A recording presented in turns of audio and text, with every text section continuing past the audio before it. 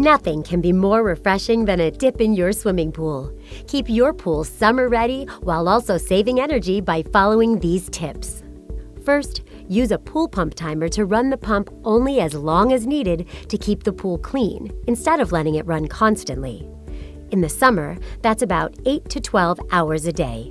In the winter, it's only about 6 to 8 hours a day. You can even set the pool timer to coordinate with an SRP time of day price plan, saving even more energy and money. Next, clean your pool filters and baskets regularly. This eases the strain on your pump and helps it run more efficiently. Then check your pool chemicals and keep them balanced. Balanced water chemistry is better at cleaning the water than operating the filter longer. If you have a reverse osmosis system, change the filter as recommended. Just like an air filter for your HVAC unit, a dirty filter makes the system work even harder to operate. And last but not least, consider a pool cover. It helps conserve both energy needed to heat the pool and the pool water. Now it's time to dive in and enjoy the savings. Learn more at savewithsrp.com.